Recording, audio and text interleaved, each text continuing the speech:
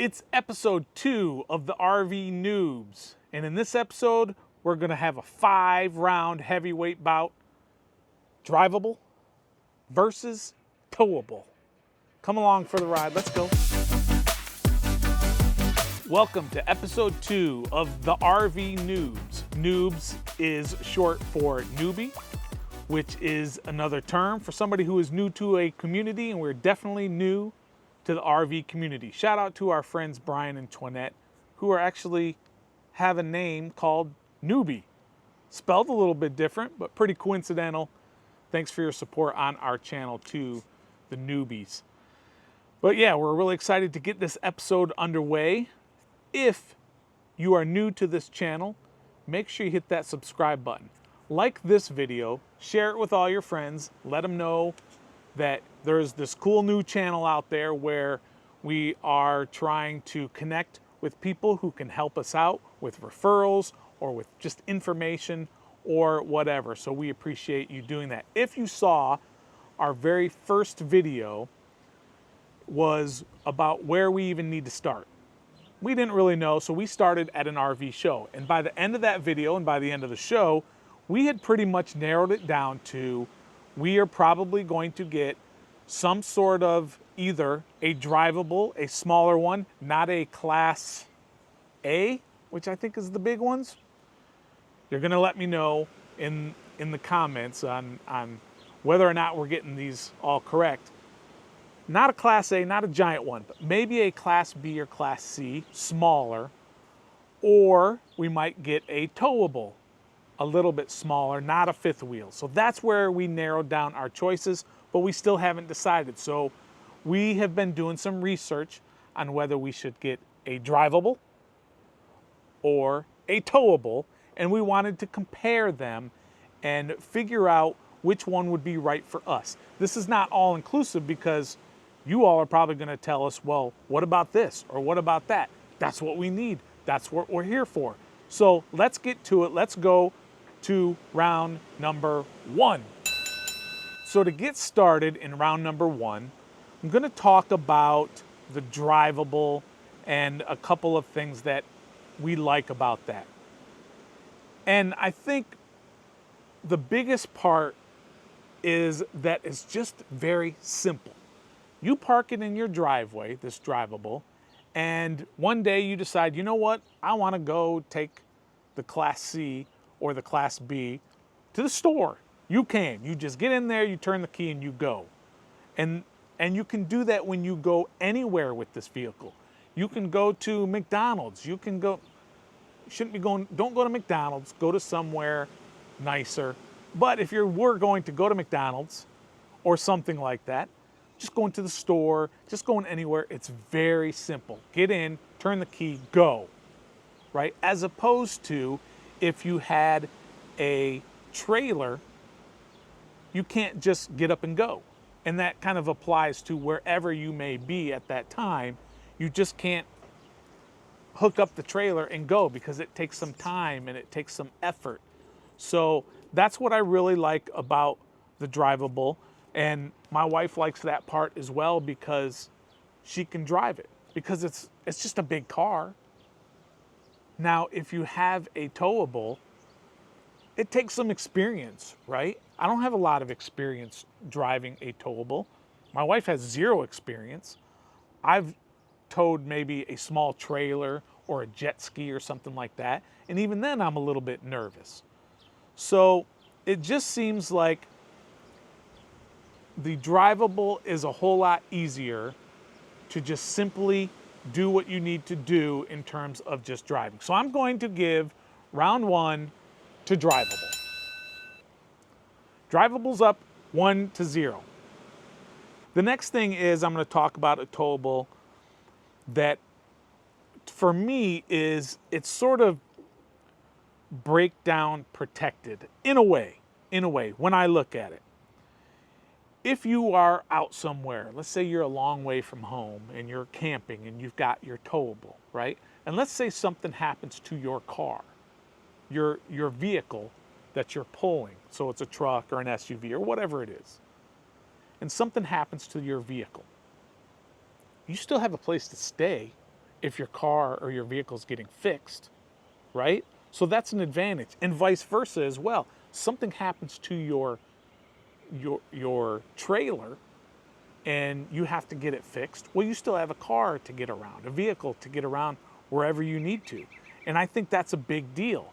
Or if something crazy happens, let's just say, for the sake of this conversation, something in the trailer catches on fire. Well, you just unhook it real quick and you only lose half. If something happens in a Class C or a Class B and it catches on fire, it's gone.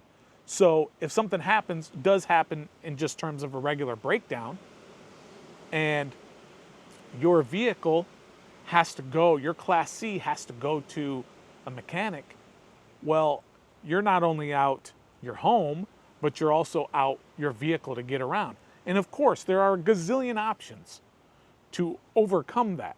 But just on the surface of it, just the basic part of that, just leads me to believe that for this round, I'm going to give this one to Towable in terms of breakdown protection.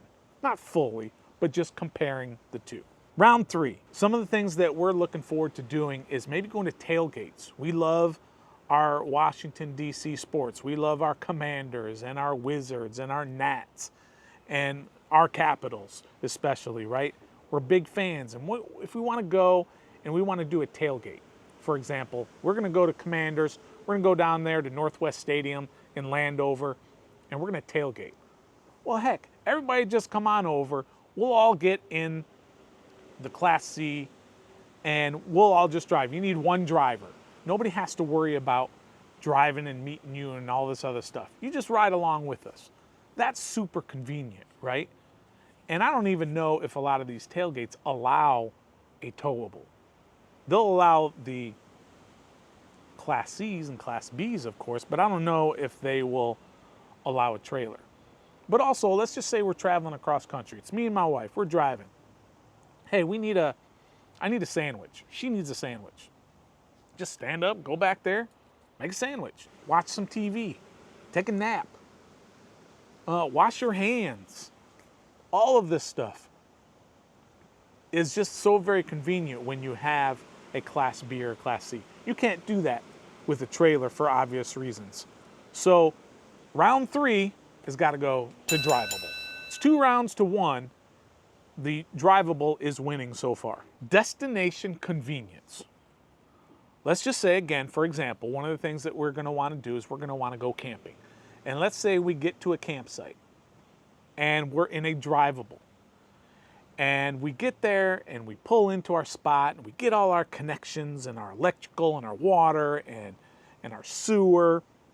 And we get the awning out, we get all our stuff out, and we sit down and it's been a couple hours, we got the chocks, we're all set. For 2 weeks, we're gonna be camping out here. And then all of a sudden you realize, I forgot something. Or while you're connecting everything, the hose is rotted or leaks, whatever. There's a million different variables that can go wrong where you need to go somewhere to get something. What are your choices? Obviously, there's things that you can do in terms of Ubers or make a friend next door or whatever. But if you don't have any of those options available to you, you got to pack everything back up. And then you got to go to wherever you're going. But with a trailer, you do that same thing. You back in or you pull through or whatever, and you get everything all set up, and you're all good to go, and then you're, oh, I forgot something. Your car's right there, and you just drive and go to it. That's pretty awesome.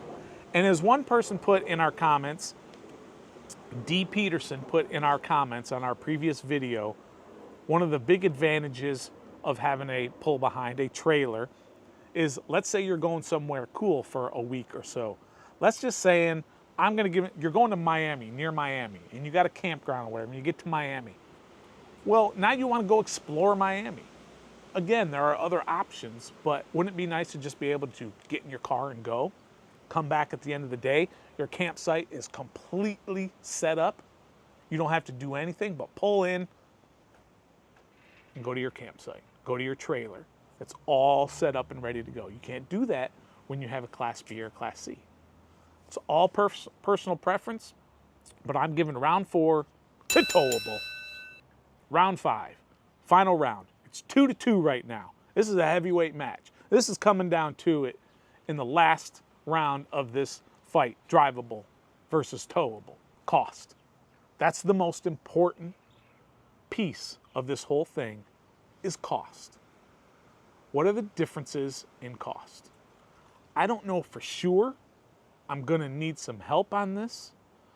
My wife and I were looking at all different things, but I'm pretty sure that a trailer is about half the cost, which makes sense. You're getting half of the equipment. You're only getting the living part. You're not getting the driving part.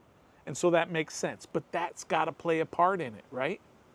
Cost is a huge part in deciding whether you want to go drivable or towable.